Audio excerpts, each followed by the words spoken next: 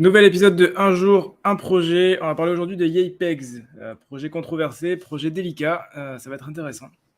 Avant ça, vous pouvez vous inscrire à la petite newsletter nftmoney-metaverse.substack.com. Vous avez le lien dans la description. C'est 100% gratuit. Allez-y, kiffez. Vous avez tous les jours des infos sur des projets, des artistes, du très très lourd et tout ça gratuitement. Donc profitez-en. Je ne vends rien sur cette newsletter. Alors, on va parler aujourd'hui de YayPegs. YayPegs, c'est délicat. Il y a pas mal de choses à dire. Donc, communauté assez soudée. Le Fred était hier soir, petit Fred sur YayPegs hier, et on voit qu'il y a quand même 24 retweets, 63 likes. Juste factuellement, il n'y a pas énormément de projets qui font ça. Le seul que je connais, j'en connais deux autres qui ont vraiment une grosse communauté et qui font ça, c'est Acrocalypse et tout particulièrement de très très loin Genuine Undead. Mais YayPegs a clairement une très très belle communauté. Donc YayPegs a démarré en décembre. En décembre. YayPegs a démarré en décembre, considéré comme un projet. YouTube. Considéré comme un projet pixel art haut de gamme. C'est-à-dire qu'on considère que YayPegs, c'est deux choses. C'est du pixel art de qualité. Qui suis-je pour juger le pixel art de qualité? Je ne sais pas, mais il n'empêche que c'est considéré comme du pixel art de qualité. C'est vrai que c'est pas mal. Ça, c'est bien fait, c'est joli, c'est propre. De deux, c'est fait partie des collections qui ont le plus de traits. On le voit ici. Hein. Pour le coup, là, c'est factuel. 73 accessoires, 19 backgrounds, 32 body, 46 compagnons, 45 types d'œils différents, 35 bouches, 97 outfits. C'est monstrueux. C'est monstrueux. Bon, j'ai pas fait le calcul, hein, c'est un peu chiant à faire. Mais vous pouvez faire le calcul et voir le nombre de combinaisons différentes possibles de YayPegs. Pas compliqué, hein. Regarde comme ça dépasse largement le million. Donc c'est quelque chose qui est bien, qui n'est pas obligatoire pour un projet, c'est-à-dire qu'un projet n'a pas l'obligation d'aller faire autant de trades pour pouvoir avoir des 10 000 NFT. Mais pourquoi ils font ça? Pour une raison très simple, c'est que si vous ne faites pas ça, vous vous retrouvez avec une collection par exemple de type Mechaverse. Je vous montre la différence, hein. C'est extrêmement net. Vous vous retrouvez avec une collection de type Mechaverse où au final, il n'y a pas une grande différence entre... si je prends celui-là et que je vais prendre le même traits de base, voilà. Bon, là encore, ça passe à peu près, mais je peux en trouver... si je fais un filtre avec un deuxième... En fait, si je vais mettre... je peux pas très bien le faire sur OpenSea. Si je mets un filtre où je mets... je peux faire ça.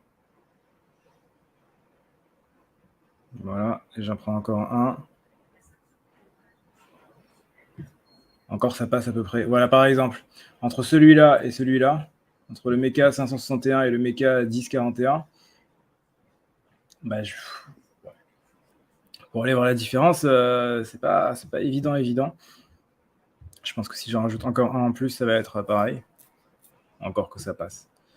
Mais voilà, si vous regardez dans la collection, vous allez en avoir plein qui vont se ressembler énormément. Et sur une grande image, ça passe à peu près. Sur une photo de profil Twitter, ça passe pas du tout. On a l'impression que c'est les mêmes.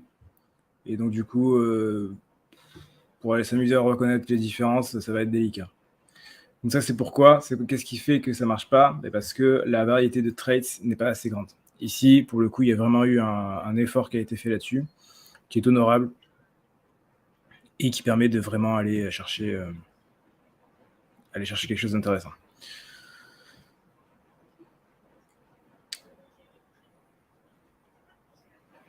Voilà, donc qu'est-ce qu'on nous raconte? Les basiques, donc profile picture de 10 000 NFT, ça a démarré en décembre, et parlant du prix, novembre 2022.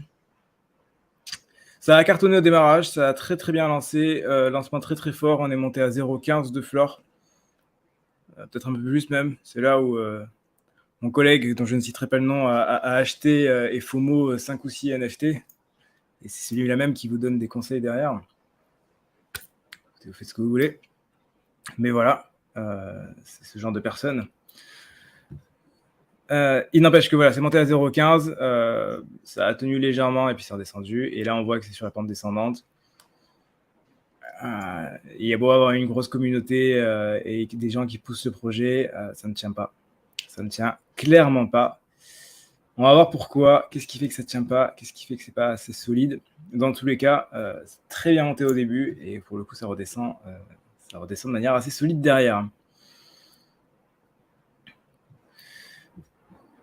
Voilà, le jour du lancement, 16 décembre, le jour du lancement, 10 minutes avant le lancement, ils ont lancé le public mint.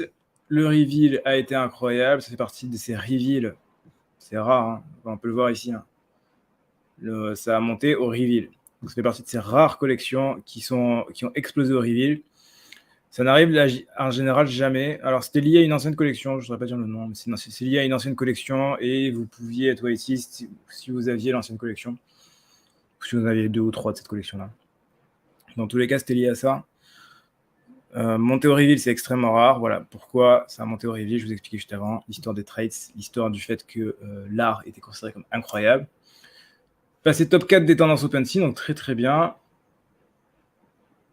Ah oui, ça aussi, il y a eu. Bon, ça, c'était pas très grave, mais ça a été retiré d'OpenSea, puis ça a été remis sur OpenSea. Ça a mis une éternité à avoir eu le petit compte certifié. Pourquoi c'est important le compte certifié? Parce que si vous tapez YAPEX ici, c'est encore le cas, mais sûrement. Voilà, YAPEX SD, les YAPEX Punk, YAPEX 22, 20, 23. Tous ces trucs-là, c'est des comptes scam. Et donc, du coup, s'il n'est pas certifié, ça va être difficile de définir lequel est le vrai, duquel est le faux, puisqu'il n'y en a aucun qui est certifié. Donc, savoir lequel est le vrai YAPEX, c'est pas si évident que ça.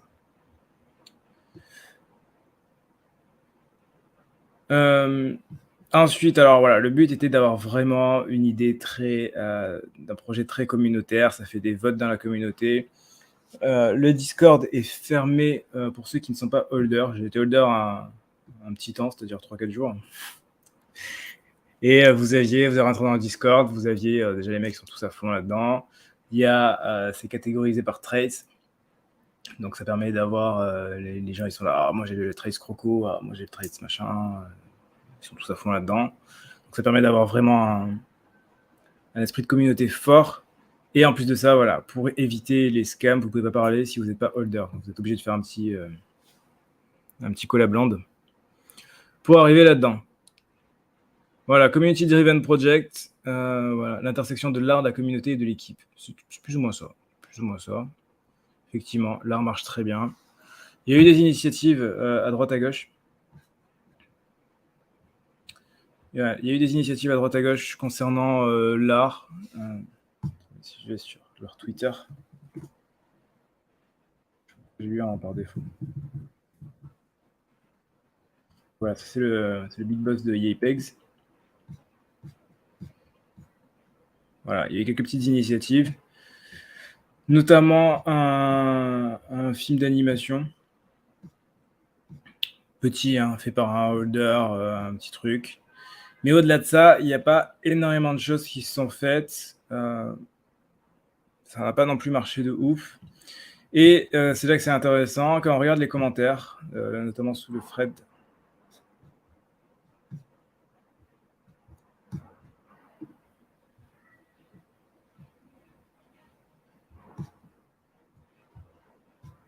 Je sais pas où ils sont les commentaires, ils sont là.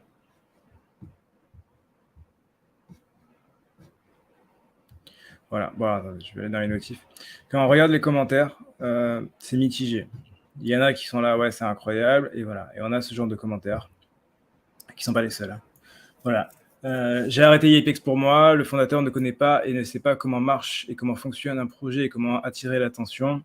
Ça va rester faible pour toujours, à mon humble avis. Nous avons vu qu'il ne peut pas gérer la pression laissée par la communauté. Après les différents spaces dans lesquels il a parlé par rapport à tout le monde, je pense que YAPEX est plus ou moins fini. La chute de YAPEX va continuer. C'est toujours incroyable de garder un YAPEX, notamment pour la communauté et le respect de la communauté, mais je ne pense pas que ce soit intéressant pour la suite. Voilà, c'est un projet qui a très bien marché, qui a eu une grosse pression, qui a une très grosse communauté. Quand il y a une très grosse communauté, il faut être tout à fait honnête. Ça veut dire que les mecs sont là pour faire du fric, moi le premier, c'est pour ça que j'ai acheté et revendu. Et revendu, et non pas hold. Parce que vous êtes là pour ça. Et pour ça, il faut que derrière ça délivre. Et le mec est tout seul. Il n'a pas l'air d'avoir suffisamment le profil pour arriver à délivrer derrière. Si on va sur le site est léger, hein, il n'y a pas grand-chose. Voilà, il y a l'intro, vous voyez Apex, ok. L'histoire, ils ont mis ils ont mis juste le truc en chinois, mais ça suffit pas. Voilà, Apex a démarré en free mint, donc c'est ça qui est intéressant. En fait, c'est ça qui fait que aussi c'est compliqué pour les mecs, c'est que le mec il dit ouais, j'ai démarré en free mint, c'est que les royalties que je récupère, ce qui fait pas beaucoup d'argent. D'autant plus maintenant où je sais pas si je pense pas que les royalties ont été enforced. Donc j'imagine que c'est 0,5% de royalties. Pas de collab, pas de roadmap, pas de preview. C'est très bien, mais bon, voilà. Et donner les droits d'IP, c'est un grand mot. Ça paraît incroyable. Genre, ouais, on doit les droits d'IP. Les droits d'IP, bon, vous avez une image, hein, vous faites ce que vous voulez, en fait. Hein. C'est parce que vous avez un droit d'IP que ça change quelque chose. Voilà. Et là, au final, bon, les raretés, ok, c'est cool, mais voilà, génial. La méthodologie de la rareté, ouais, ok. Et Magic Machine, voilà, c'est un peu ce qu'ils essaient de faire dernièrement. Et ça s'arrête là. Donc voilà, projet qui a extrêmement bien démarré, projet qui ne continue pas extrêmement bien. Parce que c'est compliqué de faire un projet, parce que c'est difficile, parce que le mec est tout seul, qu'il a démarré en free mint. Que quand on fait un free mint, bah, c'est cool parce qu'il y a du monde qui achète, mais que derrière, bah, il faut suivre. Et que malgré 3734 Ethers de volume tradé, ce qui est très important, le floor chute petit à petit. Et ce qui fait d'ailleurs que j'ai arrêté de flipper les Apex, puisque maintenant ça devient trop risqué. Alors qu'à l'époque, c'était à peu près stable et que ça permettait d'en pouvoir aller chercher des Apex. Dernière chose qu'apporte très particulier sur cette collection, étant donné qu'il y a énormément de trades, étant donné que les trades sont vraiment associés à certains holders, il n'y a pas énormément d'achats au floor au final. Il y a beaucoup d'achats selon les trades. Donc c'est un truc un peu particulier, ce qui est assez rare, hein, ce qui se fait sur les grosses collections en général. Clonix, CryptoPunks, Bored Ape. Ce qui se fait peu sur des petites collections, et pour le coup, sur ce genre de collections, ça se fait. Ça se fait moins maintenant, puisque maintenant, ça y est. Mais à l'époque où c'était un peu haut, les gens allaient chercher les plus rares ou les plus intéressants de la collection. Voilà, c'était pour la petite histoire de Apex, un projet au final assez commun, qui monte et qui descend, mais plutôt récent dans l'histoire récente du milieu du NFT. Voilà, ce sera tout pour cette vidéo. On se retrouve d'ici pas très longtemps pour une prochaine vidéo. D'ici là, inscrivez-vous à la petite newsletter nftmoney-metaverse.substack.com, du très très lourd, c'est gratuit, profitez-en, je ne vends rien dans cette newsletter. Donc allez-y, d'ici là, portez-vous bien, faites de l'argent et à la prochaine.